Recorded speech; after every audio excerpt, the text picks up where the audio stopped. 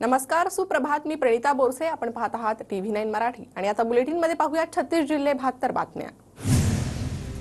बीडमधील सरपंच संतोष देशमुख हत्याकांड प्रकरणी तपासाला वेग. सीआयडीचं पथक 2 दिवसांपासून बीडमध्ये तळ ठोकून सीआयडी अधिकाऱ्यांनी घेतली देशमुख कुटुंबाची भेट. बीडच्या परळीतील व्यापारी अमोल डुबे अपहरण प्रकरणी पोलिसांची कारवाई. 5 आरोपींना अटक. 2 चारचाकी गाड्यांसह 1 पिस्तूल आणि 1 जिवंत काडतूस जप्त. बीड सरपंच हत्या प्रकरणाचे धागेदोरे थेट मंत्र्यांपर्यंत. गुंडशाही चालवणाऱ्याचा संबंध धनंजय मुंडेशी असल्याचा वडेट्टीवारांचा आरोप, तर मुंडेंनी आरोप फेटाळले.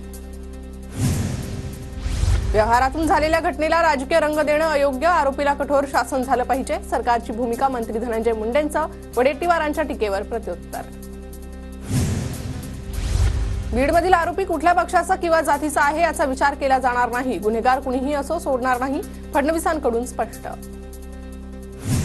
परभणीत सोमनाथ सूर्यवंशी यांच्यावर अंत्यसंस्कार. नागरिकांची मोठी गर्दी, तर खबरदारी म्हणून मोठा पोलीस बंदोबस्त तैनात. सोमनाथ सूर्यवंशी यांचा रविवारी जेलमध्ये मृत्यू.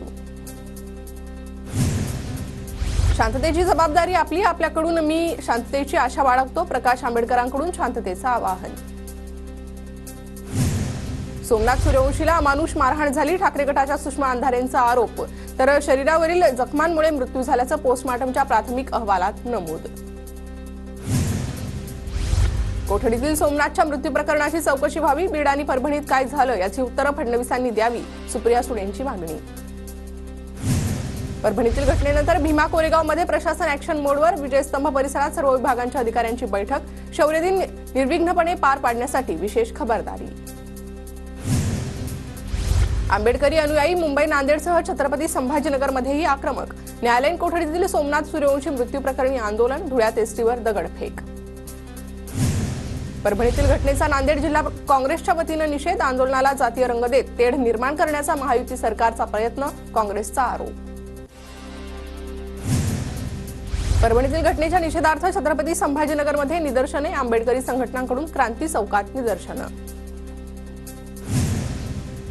मुंब्रा शहरात परभणी अत्याचाराचे बळी सोमनाथ सूर्यवंशीला श्रद्धांजली अर्पण. भीमसैनिकांकडून प्रशासनाचा निषेध. नागपुरातील आरएसएसच्या कार्यालयाकडून महायुतीच्या आमदारांना निमंत्रण. भाजप शिवसेनेचे आमदार उपस्थित राहणार असल्याची माहिती. अजितदादा गटाचे आमदार उपस्थित राहणार का याकडे लक्ष. हिवाळी अधिवेशनाच्या पहिल्याच दिवशी 35,788 कोटींच्या पुरवणी मागण्या मंजूर.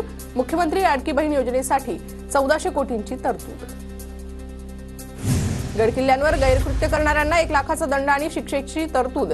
सरकारचा महत्त्वाचा निर्णय. निर्णयानंतर संभाजीराजांकडून सरकारचं अभिनंदन. वसई दिवा रेल्वे लाईनच्या कामादरम्यान कामगाराचा मृत्यू. कॉन्क्रीट भीम अंगावर पडल्यानं कामगार दगावला. सोलापुरात एसटी बसवर अज्ञात व्यक्तींकडून दगडफेक. सोलापूर आगारातून जाणाऱ्या 3 एसटी बसला आंदोलकांकडून लक्ष. पोलीस संरक्षणात सोलापूर आगारातील एसटीची सेवा सुरळीत. पुणे नाशिक महामार्गावर अपघात. 2 कारची समोरासमोर धडक. दोन्ही कारमधील चालक गंभीर जखमी. नाशिकच्या मुंबई आग्रा महामार्गावर ट्रकची बसला जोरदार धडक. बसमधील काही प्रवासी किरकोळ जखमी. चांदवडच्या राहुड घाटाजवळील घटना. आयएसओ मानकांद्वारे सिडकोची नवी मुंबई मेट्रो सेवेवर उमटली गुणवत्तेची मोहर. आयएसओ मानांकन प्राप्त करणारी राज्यातील एकमेव मेट्रो सेवा. भिवंडी महानगरपालिकेचा 23वा वर्धापन दिन. पालिकेकडून विशेष कार्यक्रमाचं आयोजन. सर्वोत्तम सेवा देणाऱ्या कर्मचाऱ्यांचा पालिका आयुक्त आणि माहिती अधिकाऱ्यांच्या हस्ते सन्मान. शेअर मार्केटमध्ये गुंतवणुकीच्या नावाखाली लोकांची फसवणूक. 3 आरोपींना अटक. मुंबई सायबर पोलिसांची कारवाई. मुंबईच्या माटुंगा परिसरात चाकूचा धाक दाखवत भाजीपाला व्यापाऱ्यांची लूट. 3 सराईत गुंडांना 24 तासात अटक. ठाण्यात 60.3 ग्रॅम वजनाचे एमडी ड्रग्ज जप्त. एकाला अटक. ठाणे पोलिसांच्या गुन्हे शाखेची कारवाई. चायनीज बनवणाऱ्या कंपनीत मशीनमध्ये अडकून कर्मचाऱ्याचा मृत्यू. मुंबईच्या वरळीतील नरिमन भाट नगरमधील घटना. खडकवासला धरणाच्या कालव्यात इंजेक्शन. पाण्याच्या दौंड तालुक्यातील धक्कादायक प्रकार समोर, तर आरोग्य विभागाच्या नागरिकांची जीवाशी खेळ. दुचाकी स्वारासमोर अचानक वाघ आला. ताडोबा अंधारीतील मोहर्ली कोंडेगाव रस्त्यावरील प्रकार. छायाचित्रकार अरविंद बंडांच्या कॅमेऱ्यात घटना कैद.